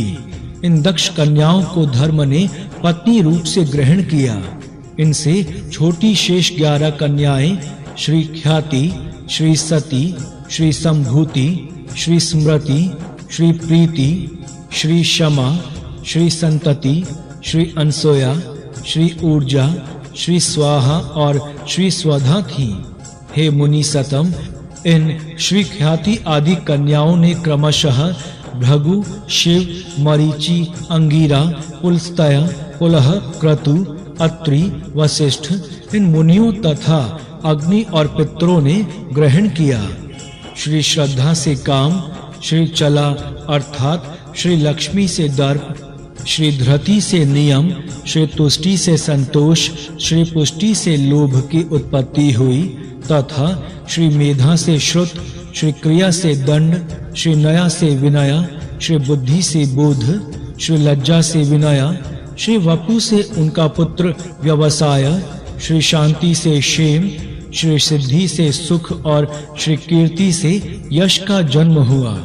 ये ही श्री धर्म के पुत्र हैं। श्री रति ने काम से धर्म के पौत्र हर्ष को उत्पन्न किया। श्री अधर्म की स्त्री हिंसा थी, उनसे अनरक्त नामक पुत्र और निकृति नाम की कन्याएं हुई। उन दोनों से भय और नरक नाम के पुत्र तथा उनकी पत्नियां माया और वेदना नाम की कन्याएं हुई। उनमें से माया ने समस्त प्राणियों का संहार करता मृत्यु नामक पुत्र उत्पन्न किया।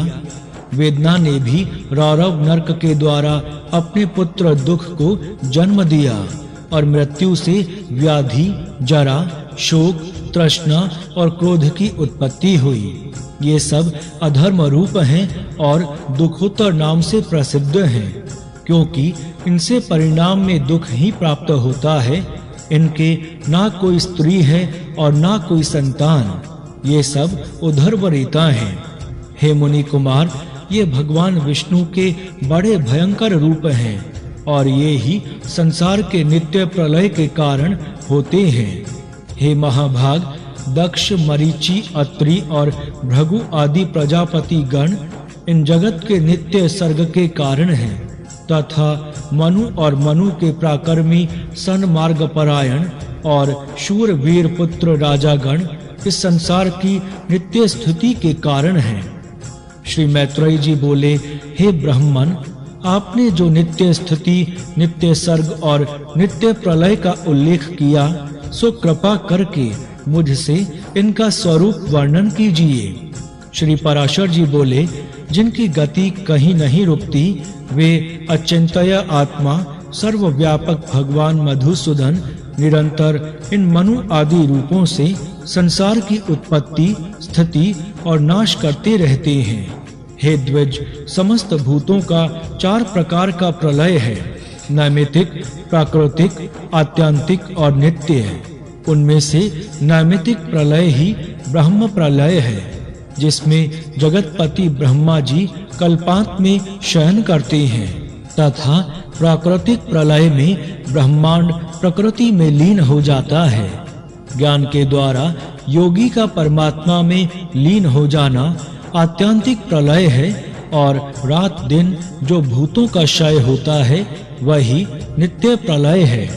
प्रकृति से महत्त्व आदि क्रम से जो सृष्टि होती है वह प्राकृतिक सृष्टि कहलाती है, और अवांतर प्रलय के अनंतर जो ब्रह्मा जी के द्वारा चराचर जगत की उत्पत्ति होती है वह दैनंदिनी सृष्टि कही जाती है। और हे मुनि श्रेष्ठ, जिसमें प्रतिदिन प्राणियों की उत्पत्ति होती रहती है, उसे पुराणार्थ में कुशल महानुभावों ने नित्य सृष्टि कहा है। इस प्रकार समस्त शरीर में स्थित भूत भावन भगवान विष्णु जगत की उत्पत्ति, स्थिति और प्रलय करते रहते हैं। हे मैत्रेय, सृष्टि, स्थिति और विनाश की इन वैष्णवी शक्तियों का समस्त शरीरों में समान भाव से अहिर्निश संचार होता रहता है।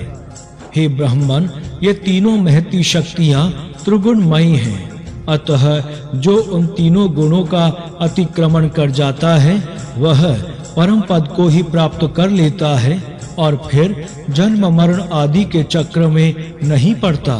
इस प्रकार श्री विष्णु पुराण के पहले अंश में 7वां अध्याय संपूर्ण हुआ। जय श्री हरि।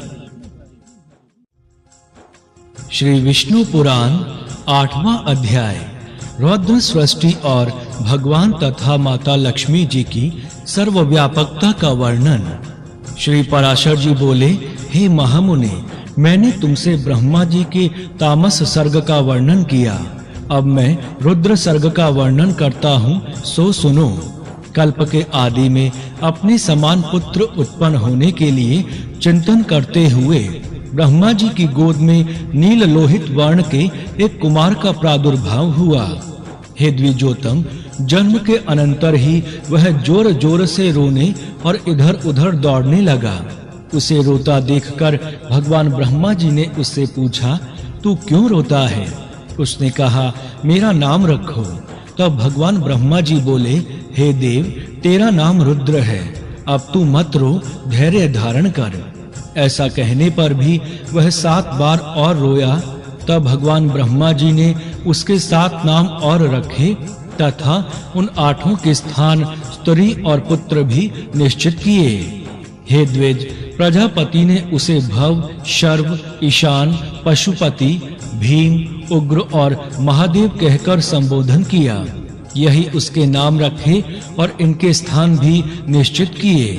सूर्य, जल, पृथ्वी, वायु, अग्नि, आकाश, यज्ञ में दीक्षित ब्राह्मण और चंद्रमा, ये क्रमशः उनकी मूर्तियां हैं। हे द्विज श्रेष्ठ, रुद्र आदि नामों के साथ उन सूर्य आदि मूर्तियों की क्रमशः सुवर्चला, उषा, विकेशी, अपरा, शिवा, स्वाहा, दिशा, दीक्षा और रोहिणी नाम की पत्नियां हैं। हे महाभाग, अब उनके पुत्रों के नाम सुनो। उन्हीं के पुत्र पौत्र आदिकों से यह संपूर्ण जगत परिपूर्ण है। शनैश्चर, शुक्र, लोहितांग, मनुजव, स्कंद, सर्ग, संतान और बुध, ये क्रमशः उनके पुत्र हैं। ऐसे भगवान रुद्र ने प्रजापति दक्ष की अनिंदिता पुत्री सती को अपनी भार्या रूप से ग्रहण किया। हे द्विज सतम, उन सती ने दक्ष पर कुपित होने के कारण अपना शरीर त्याग दिया। फिर वह मैना के गर्भ से हिमाचल की पुत्री उमा हुई। भगवान शंकर ने उन अनन्य परायणा माता उमा से फिर विवाह किया। भृगु जी के द्वारा माता ख्याति ने धाता और विधाता नामक 2 देवताओं को तथा माता लक्ष्मी जी को जन्म दिया, जो भगवान विष्णु की पत्नी हुई। श्री मैत्रेय जी बोले, भगवान, सुना जाता है कि माता लक्ष्मी जी तो अमृत मंथन के समय क्षीर सागर से उत्पन्न हुई थीं। फिर आप ऐसा कैसे कह सकते हैं कि वे भृगु जी के द्वारा ख्याति से उत्पन्न हुई हैं? श्री पराशर जी बोले, हे द्विजोतम, भगवान का कभी संग न छोड़ने वाली जगजननी माता लक्ष्मी जी तो नित्य ही हैं। और जिस प्रकार श्री विष्णु भगवान सर्वव्यापक हैं, वैसे ही ये भी हैं। विष्णु अर्थ हैं और ये वाणी है। हरि नियम है और ये नीति है। भगवान विष्णु बोध है और ये बुद्धि है, तथा वे धर्म है और ये सती क्रिया है। हे मैत्रेय, भगवान जगत के सृष्टा हैं और माता लक्ष्मी जी सृष्टि हैं। श्री हरि भूधर अर्थात पर्वत अथवा राजा हैं और माता लक्ष्मी जी भूमि हैं, तथा भगवान संतोष हैं और माता लक्ष्मी जी नित्य तुष्टि हैं। भगवान काम है और माता लक्ष्मी जी इच्छा हैं। वे यज्ञ हैं और ये दक्षिणा है। श्री जनार्दन पुरोडाश हैं और माँ देवी लक्ष्मी जी आज्याहुति अर्थात घृत की आहुति हैं। हे मुने, मधुसूदन यजमान ग्रह है और माता लक्ष्मी जी पत्नी शाला है। श्री हरि यूप हैं और लक्ष्मी जी चिति हैं, तथा भगवान कुशा हैं और माँ लक्ष्मी जी इद्मा हैं। भगवान साम स्वरूप हैं और श्री माँ कमला देवी उद्गीति हैं। जगतपति भगवान वासुदेव हुताशन हैं और माँ लक्ष्मी जी स्वाहा हैं। हे द्विजोतम, भगवान विष्णु शंकर हैं और श्री माँ लक्ष्मी जी गौरी हैं, तथा हे मैत्रेय जी, श्री केशव सूर्य हैं और कमल वासिनी श्री माँ लक्ष्मी जी उनकी प्रभा हैं। श्री भगवान विष्णु पितृगण हैं और श्री कमला नित्य पुष्टिदायिनी स्वधा हैं। भगवान विष्णु अति विस्तीर्ण सर्वात्मक आकाश हैं और माँ लक्ष्मी जी स्वर्गलोक हैं। भगवान श्रीधर चंद्रमा हैं और श्री माँ लक्ष्मी उनकी अक्षय कांति हैं। प्रभु हरि सर्वगामी वायु हैं और माँ लक्ष्मी जी जगत चेष्टा अर्थात जगत की गति और भृति आधार हैं। हे महामुने, श्री गोविंद समुद्र हैं और हे द्विज, माँ लक्ष्मी जी उनकी तरंग हैं। भगवान मधुसूदन देवराज इंद्र हैं और माँ लक्ष्मी जी इंद्राणी हैं। चक्रपाणी भगवान यम हैं और श्री माँ कमला यम पत्नी धूमोर्णा हैं। देवाधिदेव श्री विष्णु कुबेर हैं और श्री माँ लक्ष्मी जी साक्षात रिद्धि हैं। श्री केशव स्वयं वरुण हैं और महाभागा माँ लक्ष्मी जी गौरी हैं। हे द्विजराज, श्री हरि देव सेनापति स्वामी कार्तिकेय हैं और श्री माँ लक्ष्मी जी देव सेना हैं। हे द्विजोतम, भगवान गदाधर आश्रय हैं और माँ श्री लक्ष्मी जी शक्ति हैं। भगवान निमेष हैं और माँ लक्ष्मी जी काष्ठा हैं। वे मुहूर्त हैं और ये कला है। सर्वेश्वर सर्वरूप श्री हरि दीपक हैं और श्री माँ लक्ष्मी जी ज्योति हैं। श्री भगवान विष्णु वृक्ष रूप हैं और जगन माता श्री माँ लक्ष्मी जी लता हैं। चक्र गदाधर देव भगवान श्री विष्णु दिन हैं और माँ श्री लक्ष्मी जी रात्रि हैं। वरदायक श्री हरि वर हैं और पद्म निवासिनी श्री माँ लक्ष्मी जी वधू हैं। भगवान नद हैं और श्री जी नदी हैं। कमल नयन भगवान ध्वजा हैं और कमललया लक्ष्मी जी माता पताका हैं। जगदीश्वर परमात्मा नारायण लोभ हैं और माँ लक्ष्मी जी तृष्णा हैं। तथा हे मैत्रेय, रीति और राग भी साक्षात श्री लक्ष्मी और गोविंद रूप ही हैं। अधिक क्या कहा जाए, संक्षेप में यह कहना चाहिए कि देव, तिर्यक और मनुष्य आदि में पुरुषवाची भगवान हरि हैं और स्त्रीवाची श्री माँ लक्ष्मी जी इनके परे और कोई नहीं है। इस प्रकार श्री विष्णु पुराण के पहले अंश में 8वां अध्याय संपूर्ण हुआ। जय श्री हरि। श्री विष्णु पुराण 9वां अध्याय। ऋषि दुर्वासा जी के शाप से इंद्र का पराजय। भगवान ब्रह्मा जी की स्तुति से प्रसन्न हुए भगवान का प्रकट होकर देवताओं को समुद्र मंथन का उपदेश करना तथा देवता और दैत्यों का समुद्र मंथन। श्री पराशर जी बोले, हे मैत्रेय, तुमने इस समय मुझसे जिस विषय में पूछा है वह श्री संबंध माँ लक्ष्मी जी का इतिहास मैंने भी मरीचि ऋषि जी से सुना था। वह मैं तुम्हें सुनाता हूँ, सावधान होकर सुनो। एक बार भगवान शंकर के अंशावतार श्री दुर्वासा जी पृथ्वी तल में विचर रहे थे। घूमते घूमते उन्होंने एक विद्याधरी के हाथों में संतानक पुष्पों की एक दिव्य माला देखी। हे ब्राह्मण, उनकी गंध से सुवासित होकर वह वन वनवासियों के लिए अति सेवनीय हो रहा था। तब उन उन्मत्त व्रति वाले विप्रवर ने वह सुंदर माला देखकर उसे उस विद्याधर सुंदरी से मांगा। उनके मांगने पर उस बड़े बड़े नेत्रों वाली कृशांगी विद्याधरी ने उन्हें आदर पूर्वक प्रणाम कर वह माला दे दी। हे मैत्रेय जी, उन उन्मत्त वेशधारी विप्रवर ने उसे लेकर अपने मस्तक पर डाल लिया और पृथ्वी पर विचरने लगे। इसी समय उन्होंने उन्मत्त ऐरावत पर चढ़कर देवताओं के साथ आते हुए त्रैलोक्याधिपति शचीपति इंद्र को देखा। उन्हें देखकर मुनिवर दुर्वासा ने उन्मत्त के समान वह मतवाले भौरों से गुंजायमान माला अपने सिर पर से उतारकर देवराज इंद्र के ऊपर फेंक दी। देवराज ने उसे लेकर ऐरावत के मस्तक पर डाल दी। उस समय वह ऐसी सुशोभित हुई मानो कैलाश पर्वत के शिखर पर श्री माँ गंगा जी विराजमान हो। उस मदोन्मत्त हाथी ने भी उसकी गंध से आकर्षित होकर उसे सूंड से सूंघकर पृथ्वी पर फेंक दिया। हे मैत्रेय जी, यह देखकर मुनि श्रेष्ठ भगवान दुर्वासा जी अति क्रोधित हुए और देवराज इंद्र से इस प्रकार बोले। दुर्वासा जी ने कहा, अरे ऐश्वर्य की मद से दूषित चित्त इंद्र, तू बड़ा ढीठ है।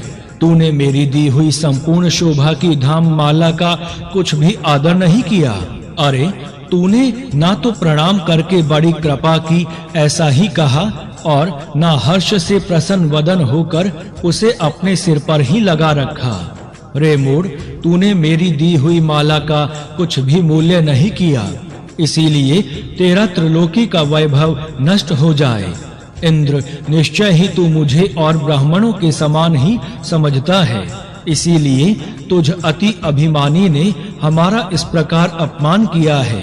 अच्छा, तूने मेरी दी हुई माला को पृथ्वी पर फेंका है, इसीलिए यह त्रिभुवन भी शीघ्र ही श्रीहीन हो जाएगा।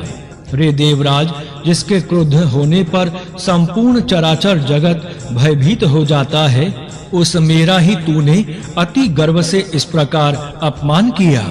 श्री पराशर जी बोले, तब तो इंद्र ने तुरंत ही ऐरावत हाथी से उतरकर निष्पाप मुनिवर दुर्वासा जी को अनुनय विनय करके प्रसन्न किया। तब उसके प्रणाम आदि करने से प्रसन्न होकर मुनि श्रेष्ठ दुर्वासा जी उससे इस प्रकार कहने लगे। ऋषि दुर्वासा जी बोले, इंद्र, मैं कृपालुचित नहीं हूँ। मेरे अंतःकरण में क्षमा को स्थान नहीं है। वे मुनिजन तो और ही हैं। तुम समझो, मैं तो दुर्वासा हूँ ना। गौतम आदि अन्य मुनि जनों ने व्यर्थ ही तुझे इतना मुंह लगा लिया है, पर याद रख, मुझ दुर्वासा का सर्वस्व तो क्षमा ना करना ही है।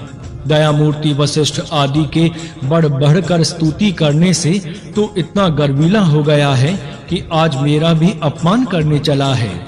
अरे, आज त्रिलोकी में ऐसा कौन है जो मेरे प्रज्वलित जटा कलाप और टेढ़ी भ्रकटी को देखकर भयभीत न हो जाए।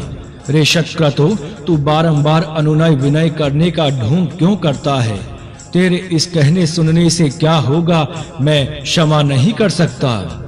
श्री पराशर जी बोले, हे ब्राह्मण, इस प्रकार कहकर वे विप्रवर वहां से चल दिए और इंद्र भी ऐरावत पर चढ़कर अमरावती को चले गए। हे मैत्रेय, तभी से इंद्र के सहित तीनों लोक वृक्ष लता आदि के क्षीण हो जाने से श्रीहीन हो गए और नष्ट भ्रष्ट होने लगे। तब से यज्ञों का होना बंद हो गया, तपस्वियों ने तप करना छोड़ दिया तथा लोगों का दान आदि धर्मों में चित्त नहीं रहा।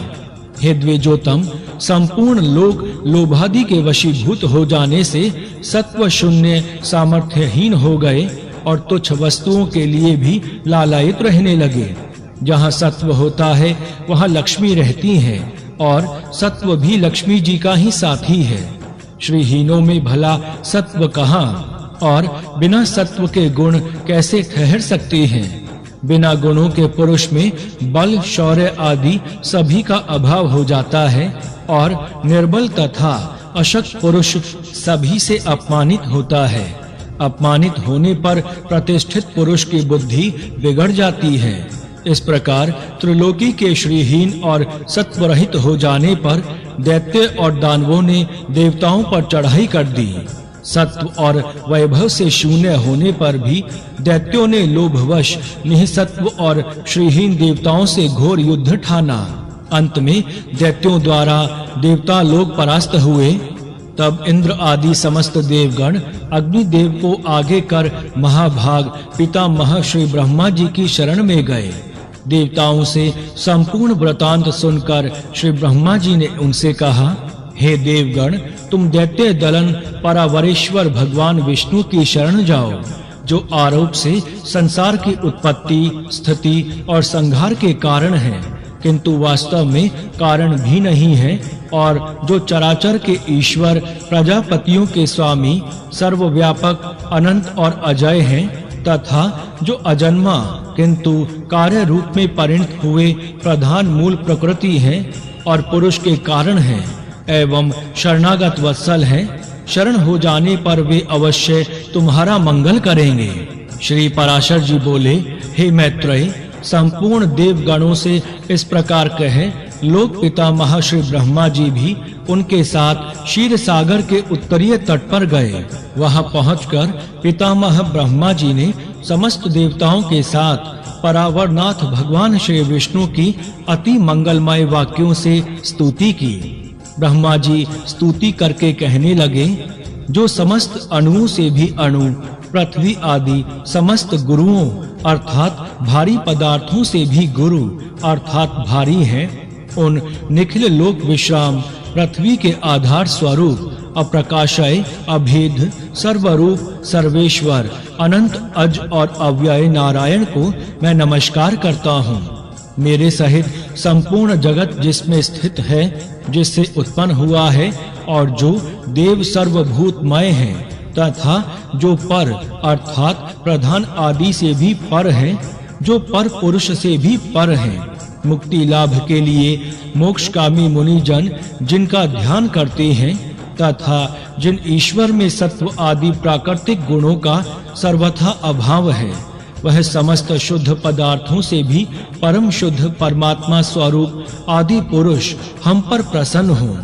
जिस शुद्ध स्वरूप भगवान की शक्ति अर्थात विभूति, कला, काष्ठा और मुहूर्त आदि काल क्रम का विषय नहीं है, वे भगवान विष्णु हम पर प्रसन्न हो।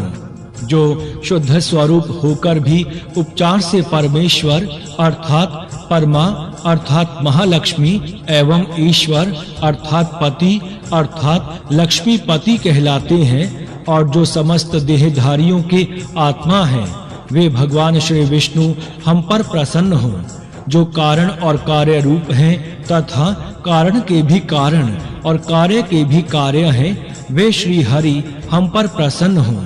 जो कार्य अर्थात महत्त्व के कार्य अहंकार का भी कार्य अर्थात तन मात्रा पंचक हैं उनके कार्य अर्थात भूत पंचक का भी कार्य अर्थात ब्रह्मांड जो स्वयं है और जो उनके कार्य अर्थात ब्रह्मादक्ष आदि का भी कार्यभूत अर्थात प्रजापतियों के पुत्र पौत्र आदि हैं उन्हें हम प्रणाम करते हैं।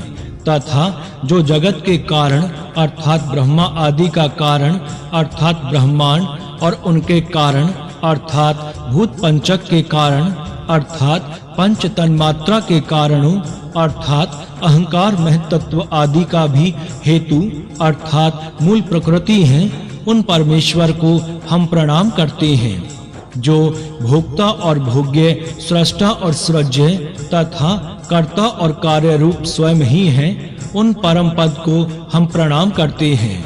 जो विशुद्ध बोध स्वरूप नित्य अजन्मा अक्षय अव्यय अव्यक्त और अविकारी हैं वही भगवान विष्णु का परम पद पर स्वरूप है।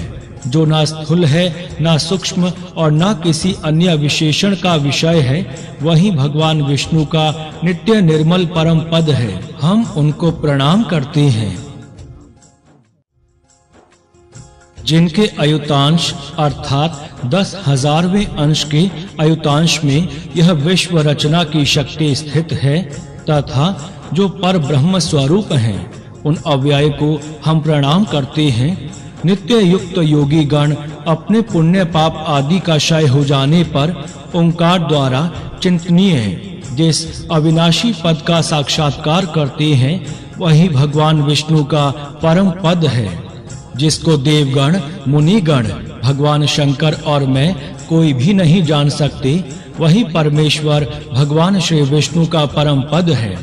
जिन अभूतपूर्व देव की ब्रह्मा विष्णु और शिवरूप शक्तियां हैं वही भगवान विष्णु का परम पद है।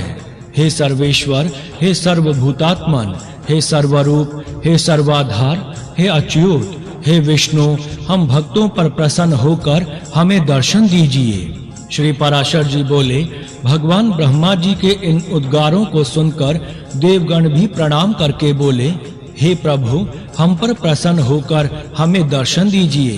हे जगतधाम सर्वगत अच्युत जिसे ये भगवान ब्रह्मा जी भी नहीं जानते आपके उस परम पद को हम प्रणाम करते हैं। तदंतर भगवान ब्रह्मा और देवगणों के बोल चुकने पर बृहस्पति आदि समस्त देव ऋषिगण कहने लगे जो परम स्तवनीय आद्य यज्ञ पुरुष हैं और पूर्वजों के भी पूर्व पुरुष हैं उन जगत के रचयिता निर्विशेष परमात्मा को हम नमस्कार करते हैं।